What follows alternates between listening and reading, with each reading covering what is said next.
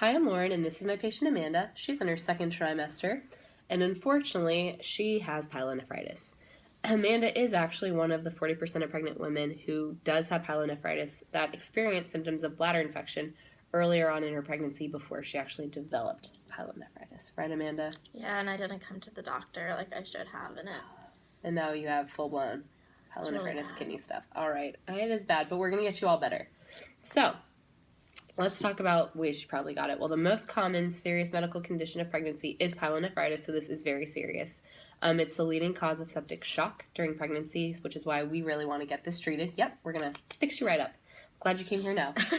Maternal complications, so anemia, septicemia, transient renal dysfunction, pulmonary insufficiency, urosepsis, sepsis syndrome, renal dysfunction, pulmonary injury resembling ARDS, which is a result of damage to alveolar tissue caused by the release of endotoxins. And Dr. Connolly says, work, work, work, from the gram-negative bacteria. Bye, Dr. Connolly. Good to see you, too. We love Dr. Connolly and JBT.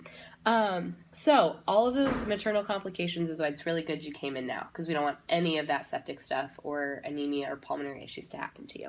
So recurrent pyelonephritis is thought to cause fetal death in IUGR. Also, I want to get her checked out. Acute is associated with preterm labor. Also a reason to get it checked out because we don't want that. And this often happens, and pyelonephritis is developed in the second trimester, which is where Amanda's is now. So, the onset. I'm assuming you felt like in the beginning, like feverish. Yeah, I had like a really sudden fever.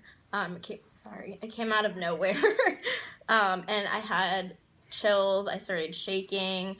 My back, though, oh my gosh, the aching in my lower back, it's so bad. I haven't been able to keep anything down. I've been nauseous and vomiting, and I feel like it's really bad. Yeah, that sounds really painful and uncomfortable, and you're pregnant, so and altogether. I just bit my tongue. Oh, and that's not good either, and there's some bladder stuff. This isn't a good situation. So let's talk about how we're going to treat you. So, because this sounds like it could be a little severe, we are going to give you IV antibiotics as soon as we get the culture and sensitivity of your urine and blood samples back. If that comes back saying you do have the pyelonephritis, I'm pretty sure you do from our initial assessment, we are going to give you Rocephin. We're going to watch you closely because we just want to make sure you don't have sepsis or you don't become septic on us. For mild cases, or what we'll do once she gets rid of her fever and the IV drug has been working, we're going to put her on oral antibiotics. And that's also for just mild cases of pyelonephritis. And so we're going to do an antibiotic therapy that usually lasts 7 to 14 days after the discharge from the hospital. A urine culture is going to be completed 1 to 2 weeks after she finishes her antibiotics. We just want to make sure everything's out of your system, you're clean, ready to go, and that the antibiotics actually did their job.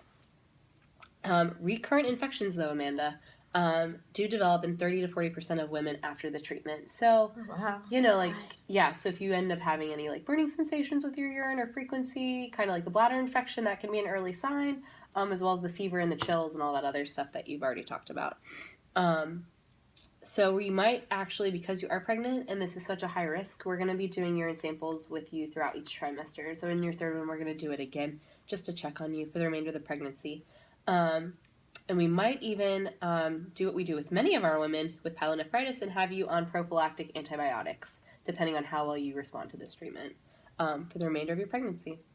So we're also going to do some nursing interventions. We're going to educate, take the meds safely and effectively, and finish the whole antibiotic dose.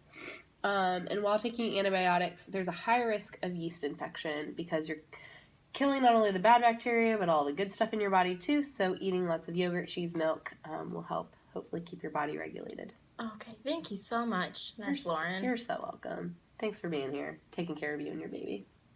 Bye-bye.